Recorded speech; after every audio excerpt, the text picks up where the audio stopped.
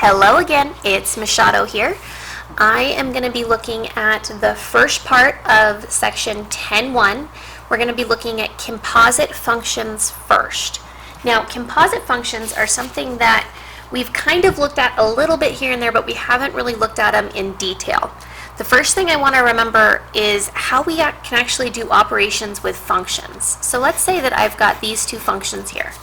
F of x is x plus 4, and then we'll have g of x be x squared minus 2. Now, we've looked at operations with these functions before, like something like this, f of x plus g of x, right? Sometimes it's denoted like this, f plus g of x, right? We've looked at this before, and that's where we literally are just taking our two functions and adding them together. So hopefully this looks familiar. It's just addition, so I can just combine like terms. So I've got x squared plus x plus 2 for my final answer there. I could also subtract them if I wanted to. I could also look at things that looked like this. And remember, if I've got that little dot in between, that little dot is just a tiny dot. It just means multiply, right? So I could rewrite this in this form that's a little bit more helpful, and that's what we've looked at doing before, where we'd have f of x times g of x. And so in this case, when I'm multiplying these things together, I have to distribute it through. So I end up with x cubed minus 2x plus 4x squared, and then minus 8. And in order to get that into standard form, I'm going to reorder it a little bit. So plus 4x squared minus 2x minus 8. Now, those are all things that we are familiar with. We've all looked at those before. So what we're going to look at right now is something that looks a little bit different than this. We're going to be looking at f of g of x. It looks like the word fog. Notice the difference between this dot and this dot. This dot is an open circle. And we read this as f of g of x. That's how we read it. A way to rewrite it that makes it a little bit easier to understand would be to rewrite it as f of g of x. So starting with my two functions, I'm going to move my paper up here. Starting with those same two functions, remember I've got f of x is x plus 4, and then g of x is x squared minus 2. I'm going to see if I can figure out what f of g of x is. So I start off looking to see what f of g of x is going to be. I start off with f of x, and f of x is going to be x plus 4. But remember, with function notation, this stuff that's in here is what I'm going to plug in for my variable. That's how function notation works. If this is f of x equals x plus 4, if x was 3, I'd plug a 3 in for x. X isn't a 3. X is this g of x thing. So I'm going to take this whole thing, and I'm going to plug it in right there. So f of g of x is equal to x squared, it should be a minus 2. It's going to be a plus 2. Okay? So that would be f of g of x. If I wanted to go the other way, if I wanted to see what g of f of x is going to be, remember, I can rewrite it in that form that makes it a little bit easier for me to visualize. I've got g, and then I'm going to plug in f of x into my g function. So I've got something squared minus 2 is g of x. So instead of an x, I'm going to plug in f of x. So I'm going to have an x plus 4. So I can multiply this out. Remember, it's not just x squared plus 16. When I multiply it out, I'm really visualizing I've got an x plus 4 times an x plus 4, right? So I can use that perfect square pattern. And I end up with that middle term that pops up. And so I've got x squared plus 8x and then plus 14. Okay? Let's look at another example to make sure that we feel pretty good with these composite functions. So let's look at maybe ones that are a little bit more complicated. I've got f of x is 2x minus 1.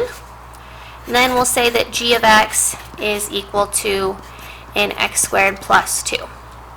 And for this problem, we're actually going to find a bunch of different things. So I'm going to list them all out here. So the first thing I'm going to find is f of g of x. And then we're going to find g of f of x. We're also going to look at, and just for the sake of, funsies, we're going to see what f dot g of x is. And remember what that dot means, right? In that case, it means multiply. We're also going to look and see how we can figure out f of g of 1,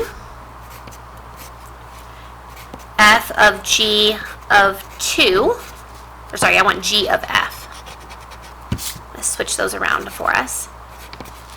And then we're also going to look at f of negative 2. So we've got a lot of things to mess around with here, so let's have some fun. We've got f of g of x first. So I'm going to start off with my f function, right? I've got 2, and then instead of an x minus 1, instead of an x, I'm going to take my g function and plug it in here. So x squared plus 2. So I'm going to distribute that through 2x squared plus 4 minus 1. So I've got 2x squared plus 3. Simple enough. Now let's see if we can figure out what g of f of x is. So I'm going to take, and I'm going to start off with my g of x function, right? I've got something squared plus 2, but that something squared is not just a variable or a number, it's my function, f of x. So I'm going to plug in a 2x minus 1 right there. Remembering my perfect square trinomial pattern, I've got 4x squared minus 4x plus 1 plus 2. So I've got 4x squared, that's going to be a minus 4x, and then plus 3. And for part C, this is where I have to remember, these ones are those open circles, right? Those open circles means it's a function of a function. If it's just a dot, and you are going to see problems in the book where they throw that little dot at you, you have to pay attention. That just means that I'm going to multiply my two functions together. It means f of x times g of x. So I've got 2x minus 1 times x squared plus 2. I'm just going to distribute this through. So I'm going to have a 2x cubed, and then plus 2x squared minus x squared minus 2. Okay. Now let's look at, oh gosh, I don't even know my alphabet. See, this is how bad I am when I don't have you guys with me. I don't have to go C-E, I go C-D, E, and then F. All right, so the next one is D, and that's going to be f of g of 1. Now there's two different ways that we could do this, because I've already found what f of g of x is, right up here, right? I know what f of g of x is. I could just plug a 1 in here. I also could look at it a little bit differently, and I could say, well, what is f of g of 1? Well, first, what is g of 1? Right? I can take that over to the side, and I can figure out what g of 1 is by plugging a 1 into my function g. Right? If I plug a 1 in here, I get a 1 plus 2, which is 3. So really, what I'm looking at is f of g of 1 is the same thing as f of 3. So then I can just plug a 3 into that function there. So I've got 6 minus 1, which is 5. I'll do part E the other way, where I use my function to plug it in, because either way works. So if I'm looking at g of f of 2, then I can look up here where I found what g of f of x was. And I've got 4 times 2 squared minus 4 times 2 plus 3. So this is going to be 4 times 4, so 16, minus 8 plus 3, so that is going to be 11. So either way works, just depends on what you want to do. The next one is one that looks like it's going to be more complicated just because we haven't looked at it yet. But even though we're dealing with the same function here, we can still have a composite function. You don't have to have different functions. You can find f of f and then plug in a number. So I'm going to put f of x over here so we can remember what it is. I've got f of x is a 2x minus 1. So what I can do is I can take a negative 2 and plug it in, figure out what it is, and then plug it in again. Or first I can find f of x. And I'm going to do that first. So I'm going to find f of x. So I'm going to take it, and I'm going to take my f of x, which is this 2 times something minus 1, and I'm going to plug in f of x. So I've got 4x minus 2 minus 1. So I've got 4x minus 3. And then they want me to plug in a negative 2. So I've got 4 times negative 2 minus 3. So that's going to be a negative 8 minus 3, which is a negative 11. Okay. So hopefully this will be enough to get you started on composite functions. That's only problems 1 through 12 for this first lesson, so give some of those a try.